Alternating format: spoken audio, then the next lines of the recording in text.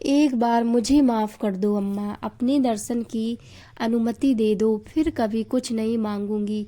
कसम से अम्मा, सिर्फ एक बार। ये था अम्मा की लाड़ो गुड्डो का आखिरी मैसेज, जो अम्मा ने शायद देखा ही नहीं था। देखती भी कैसे भला। अम्मा को उनके मैसेज और फ़ोन से कोई मानसिक तनाव ना हो, इसलिए मैंने ही उनका नंबर अम्मा के मोबाइल से उड़ा दिया था। फिर पता नहीं कब अम्मा ने निज़ाम भैया से गुड्डो दी का मोबाइल नंबर ले लिया था, पर उनको सेव करने नहीं आता था, इसलिए मुझे कहा था उनका नंबर सेव कर देने के लिए, पर मैंने उनका चैट आर्चिव कर दिया, इसलिए अम्मा देख नहीं पाई होंगी और मुझे भी ध्यान नहीं रहा कहा कि मैसेज देखूं। अम्मा जब से अस्पताल में एडमिट हुई थी, किसी को भी कोई होश कहाँ था। बाबूजी ने ही कहा था अभी अम्मा को फ़ोन वोन से दूर रखो, तभी तो अम्मा का फ़ोन हमने अस्पताल में ले नहीं जाने दिया। वैसे भी मुझे तो हमेशा बाबूजी की गुड बुक में रहना था, इसलिए मैं कभी सामने से दी को फ़ोन नहीं करती थी। अम्मा की 13वीं पर कुछ रिश्तेदारों के फ़ोन नंबर लेने के लिए जब अम्मा की फ़ोन की ज़रूरत पड़ी, तब मैंने उनके मोबाइल को खोला तो कुछ पुराने मैसेज चेक किए तो गुड्डू दी का आखिरी मैसेज पर नज़र पड़ी तो मेरा विचलित मन पिछले दिनों घटने वाली एक अनहोनी पर विचार करने को विवश हो गया। 10 दिन पहले की तो बात है, अम्मा लगभग मृत्यु शैया पर थीं। कैंसर अपने अंतिम पड़ाव पर, जीवन मृत्यु की स्पर्धा में जैसे अम्मा को हराने की पूरी तैयारी करके आया था, और इधर अम्मा थीं कि पता नहीं कौन सी एक अधूरी आस और इंतजार को आंखों में बसाए बैठी थीं कि उनकी आंखें और भी प्रखर सी हो गई थीं। अम्मा की निस्तेज और जर्जर शरीर का सारा तेज आग लगता है उनकी आंखों में समा गया था। वैसे तो प्रकट में कोई कुछ नहीं कह रहा था, पर मैं, बाबूजी और भैया अच्छी तरह जानते थे कि अम्मा को किसका इंतजार था, उनकी लाडली गुड्डो का। और हो भी क्यों ना भला, आखिर अम्मा को गुड्डो दी को देखे हुए कम से कम 11 साल हो चुकी हैं। इन सालों में उन्होंने कितनी दफ़ा अपने मन को समझाया होगा, अपनी पहली संतान जिगर के टुकड़े को फ़ोन करने से खुद को रोका होगा, पता नहीं। मैं अक्सर सोचा करती थी कि अम्मा से में कितना धैर्य, कितना मन को मारकर भावनाओं को बांधकर रहना आता है अम्मा को। कैसे उन्होंने अपनी आँख की पुतली, अपनी राजकुमारी को देखे बिना दिन गुजारे होंगे। आखिर उन्होंने अपने कलेजे के टुकड़े को खुद से दूर रखने को अपने कलेजे पर पत्थर रखा होगा। कितना बिलखी होंगी अम्मा जब वह अपनी बेटी का साथ न दे पाई होंगी। आज मैं खुद एक प्यारे से बच्चे की माँ बनकर समझ पा रही हूँ कि अम्मा के लिए वह कितनी दुविधा और असमंजस का समय रहा होगा, जब उन्हें बाबूजी की दहाड़ती आवाज़ में गुड्डो और परिवार के बीच में किसी एक को चुनने के लिए मजबूर किया गया होगा। वैसे गुस्सा और क्षोभ तो अम्मा को भी हुआ होगा, आखिर उनका भी तो विश्वास टूटा था, पर वह उनका साथ देने के लिए घर कैसे छोड़ देती। गुड्डो दी के अलावा उनके 2 बच्चे और भी तो थे, मैं, अंतरा उर्फ अंतु और अभिषेक भैया। उफ, कैसा दिन था वो।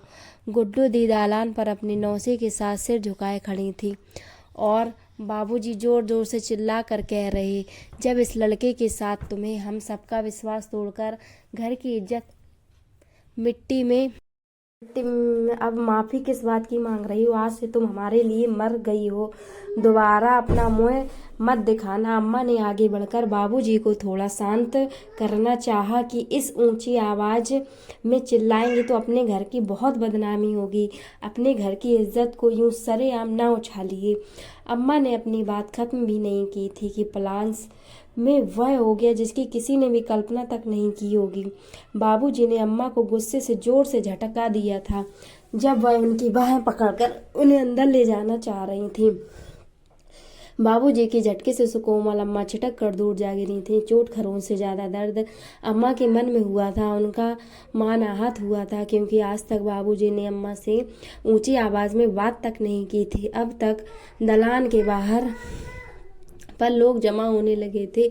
घर की बात अब घर में छुपने वाली नहीं थी, क्योंकि असलम के साथ घर से भागने के बाद दीदी पूरे 8 दिन बाद लौट कर आई थी, तो निकात बानो बनकर कानपुर के ब्राह्मण कुल की कन्या का गैर हिंदू में विवाह करना, वो भी स्वेच्छा से घर से भागकर, एकदम से पचने पचाने वाली बात तो थी नहीं। ऊपर से दादाजी के बाद बाबूजी उनकी तरह अक्सर फुर्सत में सबको रामायण की चौपाई पढ़कर उनके अर्थ बताते हुए अपनी ओजपूर्ण वाणी में जैसे सरस्वती पुत्र बन जाते जाते थे। कई श्रद्धालु तो भाव विभोर होकर बाबूजी की चरण धूलि तक सिर पर लगा लेते थे।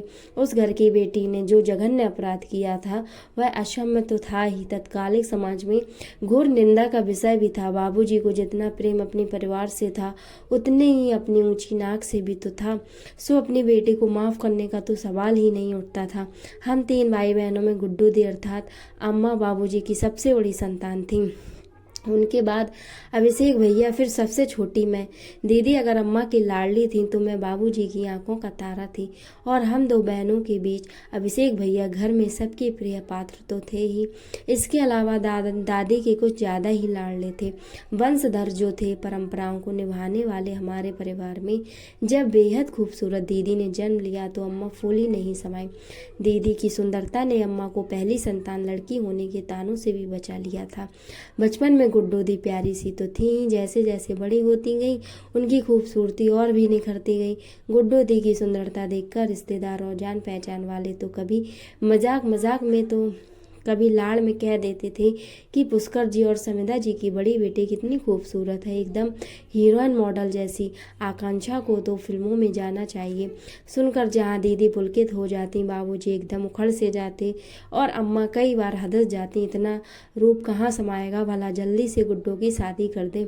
एक रात अम्मा ने बाबूजी को आशंकित होते हुए कहा, क्योंकि इन दिनों दीदी आईने के सामने ज़्यादा समय गुजारने लगी थी और पढ़ाई से उनका मन उचट सा गया था। अम्मा को लगता कहीं किसी के प्रेम में तो नहीं पड़ गई उनकी लाडली, इसलिए उन्होंने बाबूजी से उनके विवाह की बात छेड़ी। तो अम्मा के मन में चल रहे द्वंद्व से अनजान बाबूजी ने कहा, अभी आकांक्षा का बीए फाइनल हो चुका है, अगर वह आगे नहीं पढ़ना चाहती तो अमरेंद्र त्रिपाठी जी काफ़ी दिनों से अपने इंजीनियर लड़के सुभाष के लिए आकांक्षा का हाथ मांग रहे हैं। तुम कहती हो तो अगले रविवार को उन्हें घर पर बुला लेते हैं। आकांक्षा सुभाष अगर एक दूसरे को पसंद कर लेते हैं तो इसी साल उनकी शादी भी कर देंगे। बाबूजी की बात सुनकर अम्मा आश्वस्त होकर उस रात तो चैन से सो गईं, कदाचित भविष्य से अनजान। उस रात गुड्डू दी जब पानी लेने किचन में जा रही थी तो उन्होंने अम्मा बाबूजी की बात सुन ली थी। वापस कमरे में आकर देर तक भुनभुनाती रही थी कि मुझे तो अभी शादी ही नहीं करनी, और शायद थोड़ा सा रोई भी थी। फिर मुझे गले लगाकर सो गई थी। मुझे ज़्यादा कुछ तो समझ में नहीं आया, पर इतना अंदाजा हो तो लग ही गया था कि गुड्डू दी अभी अम्मा बाबूजी की पसंद के लड़के से शादी करने को आसानी से तो मानेंगी नहीं, क्योंकि दीदी किसी असलम नाम के लड़के से ज़्यादा घुलने मिलने लगी हैं। इनकी भनक मुझे और भैया को अपने दोस्तों के द्वारा मिलती रहती थी। 12वीं में पढ़ने वाली मैं कोई बच्ची तो थी नहीं, और भैया तो दीदी के कॉलेज में ही फर्स्ट ईयर में था, पर गुड्डू दी ऐसे घर से भाग जाएंगी यह तो किसी ने नहीं सोचा था। अपनी सहेली पूनम की शादी में शामिल होने के लिए दीदी अम्मा से कहकर गई थी कि अम्मा, पूनम की शादी में सभी सहेलियां रात भर रुक रही हैं, मैं भी रुकना चाहती हूँ। कल सुबह ही पूनम की विदाई है, उसके तुरंत बाद आ जाऊंगी। आप बाबूजी को कैसे भी मना लेना। अम्मा अपनी लाडली को मना नहीं कर पाई। जाते जाते दीदी पलटी और कसकर अम्मा के गले लगी। उस वक्त अम्मा को अपनी गुड्डो पर जाने कैसा लाड़ आया कि अपने गले से सोने का हार निकालकर दीदी को पहनाते हुए बोली, शादी में जा रही है गुड्डो, ये ले सोने का है, पहन ले, पर संभाल कर रखियो। दीदी ने अम्मा के पैर छुए और फिर घर के ठाकुर जी को भी प्रणाम किया। तो उस वक्त दीदी के अम्मा के पैर छूना मुझे थोड़ा अजीब तो लगा, पर मैंने यूं ही उनको छेड़ते हुए कहा था, गुड्डू दी, आप अपनी सहेली की शादी में जा रही हो या खुद अपनी शादी में? आप अम्मा के पैर क्यों छू रही हो? बदले में दीदी मुस्कुराई और मेरे गाल खींचते हुए खुशी खुशी शादी में जाने को निकल गई। खुद अभिषेक भैया तो उन्हें पूनम दीदी के घर तक छोड़कर आए थे। अगले दिन सुबह से दोपहर और अब शाम होने को आई और बाबूजी के दफ्तर से आने का समय भी हो गया था। तो अम्मा ने पूनम के घर फ़ोन लगाया तो उनकी बहन ने बताया, रात गुड्डू दी जयमाल के तुरंत बाद घर के लिए निकल गई थी, यह कहकर कि ज़्यादा रात तक न रुक सकेंगी। उनके बाबूजी नाराज होंगे। पूनम दी के घर में भी सबको बाबूजी के गुस्सैल स्वभाव और पारंपरिक होने का पता था, अतः किसी ने दीदी को रुकने की जिद नहीं की थी। अब घबराकर अम्मा ने आशंका जताते हुए और लगभग रोते हुए कहा कि अगर गुड्डू कल रात ही जब घर के लिए निकल गई थी तो अब तक घर क्यों नहीं पहुंची? आखिर कहाँ गई मेरी फूल सी कोमल बच्ची? कहीं उसके साथ कोई अनहोनी ना हो गई हो। अभी तेरे बाबूजी आते होंगे, उनको क्या जवाब देंगे? तो क्या हुआ गुड्डो के साथ? आखिर कहाँ गई गुड्डो? जानने के लिए पढ़ें भाग 2। अम्मा माफ़ कर दो अम्मा।